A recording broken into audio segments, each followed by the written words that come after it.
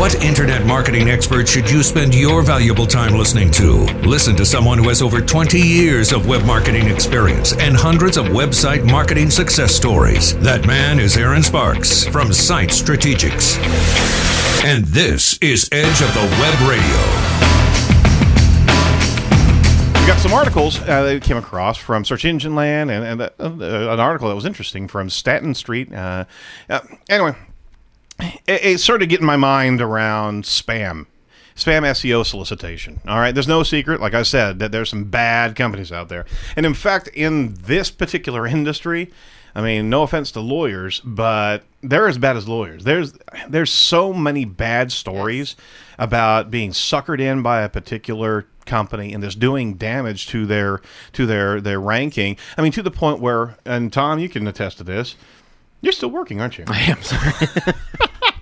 You never stop. We're working to get those conversions for those customers. He is working as he speaks on the radio show. You can attest to this, that we inherit a number of companies that have had such a bad time that they got basically destroyed by the previous companies with link spam tactics that just sank domains to the point where we, at one point in time, we had to restructure and rebuild and actually kill the domain and start fresh with a new website. It was terrible. Which is sad when you have 10 years of authority from that domain. That's right. Yep. And you have one company that destroyed it all. Yeah.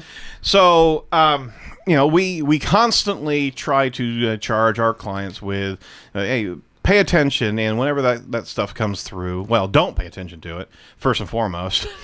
But, we wanted to make this show really focused on an understanding of what's coming at you in some of these solicitations, because we do see a lot of people that get suckered by that. So this is more like a PSA type of show here.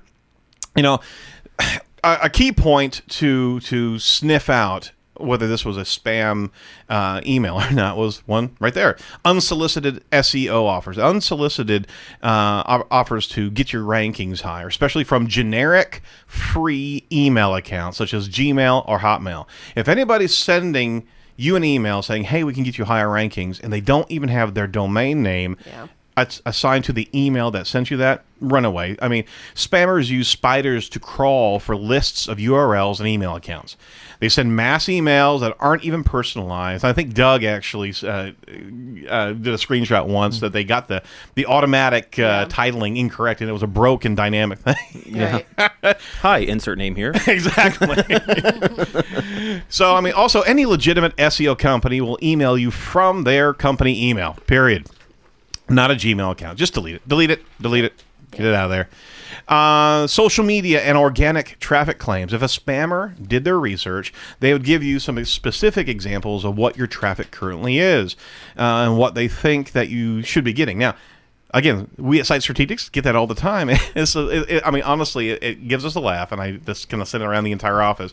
You're not ranking on the current words. That if you go to Google and type in Indiana search engine optimization, you're going to find Site Strategics at the top of Google. All right, and they sorry, I'm a bit agitated by that, aren't I? No. Calm down.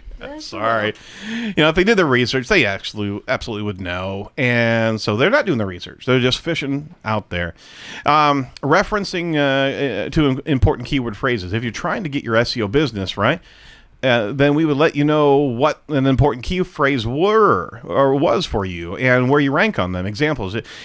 Even if they were only just a few words, it would lend a lot of credibility to an SEO pitch if they actually knew what you did and what you were trying to rank for. Sure, yeah. Right. It's like, come on, just personalize it just a little bit, but it's still phishing. And if they're not saying any relevant key phrases in keywords that you should be ranking on, just get rid of it. Yep. Social media sites. All right.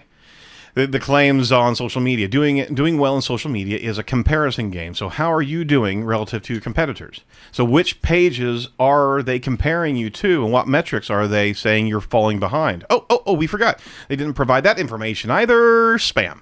Yep. Period. All right. Free website offers. Now, I just gave a free website offer at the beginning of the show. Okay. That's fine if you know who's giving it to you.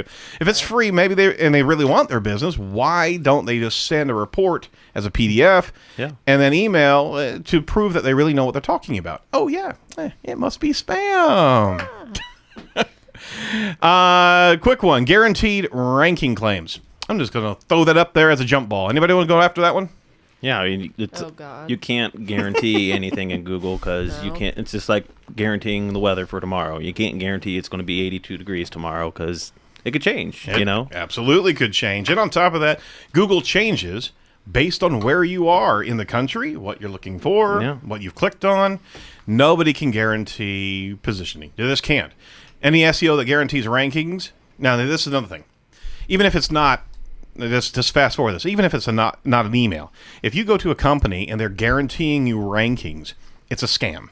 Okay, they're in it for the money. They're in it for blowing through a few months and then being done with you. They cannot guarantee any positioning, and no company should. Hey, this is the best part.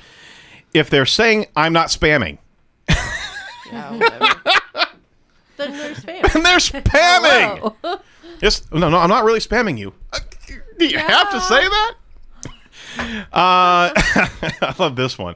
They claim to have found your site using Google in a postscript. So anyway, see a bit of a contradiction here.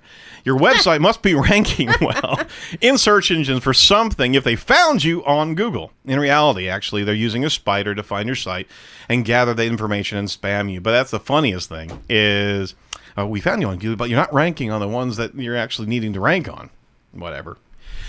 Future technology suggestions. HTML5 and responsive design are not future technologies.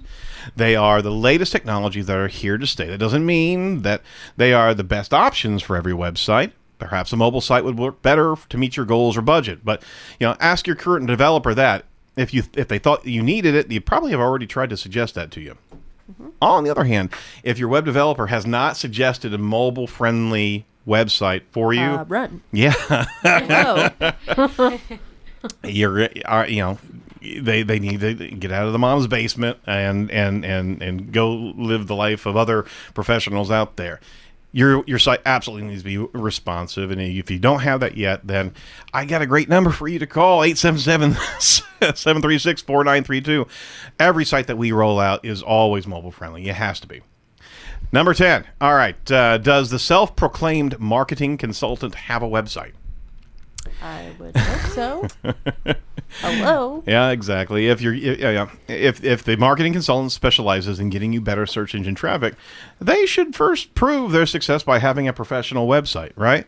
So go ahead and Google them. Let's try it.